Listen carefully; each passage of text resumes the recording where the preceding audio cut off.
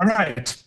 So the idea of the FLoRA Explorer is to obviously allow for exploration of the FLoRA database. I don't know if you can see the Zoom screen in the way, or if you can actually just see the Explorer. Just the Explorer. Okay, excellent. So yes, so FLoRA is this database where we connect replication and reproduction studies with the originals. It's growing reasonably rapidly thanks to the great work that Hamid and Rohan are doing on the validation and on the pipeline to identify these studies.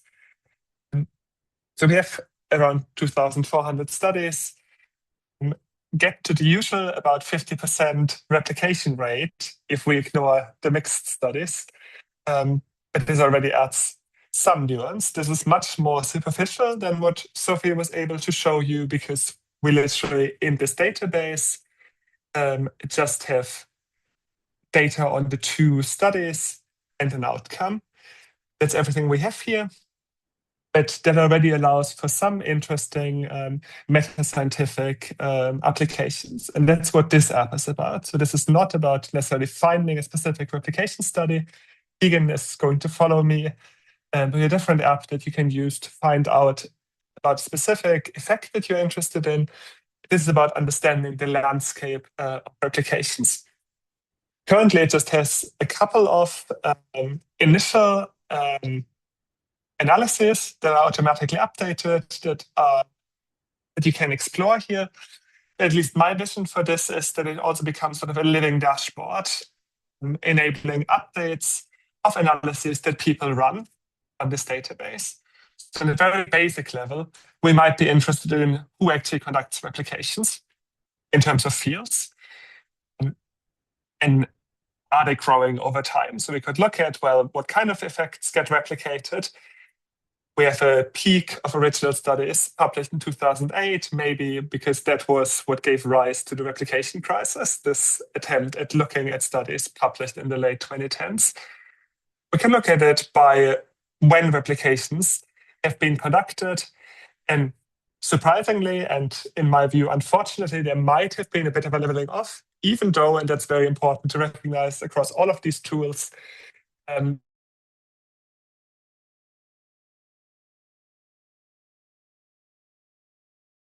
focused on somewhat older replication studies for various reasons. But these are just basic descriptive analysis one can explore here. So which original journals have been targeted, which journals are willing to actually publish replication studies. So Royal Society Open Science is worth knowing about. It's a journal that's really friendly towards replication studies. We can look a little bit at fields, very much dominated by psychology. So here, these are just basic descriptives of the database that can be explored. Now, maybe some more interesting meta-scientific questions would be, do citations make a difference to how original studies are cited? Here, we don't necessarily see any big impact.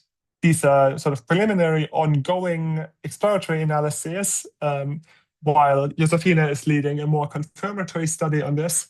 But it's a way to start to explore this, and then also to start to explore, well, which replications actually became visible. So, for example, facial feedback, some of you might know the effect, holding a pen in your mouth makes you happier, is a study that has been replicated, and actually the replications have gained a fair bit of attention in 1 of 5 citations after the replication.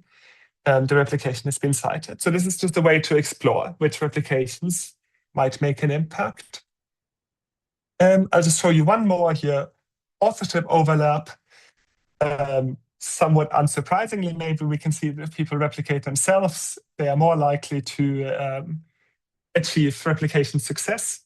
Quite strikingly so, depending on whether there's overlap between replication authors and original authors or not. Now, if someone wants to pick this up as a more serious research project, of course, it would be important to look at potential explanations for that. Maybe people conduct better replications of their own studies. Maybe people exhibit greater bias, but at least descriptively, this is quite interesting.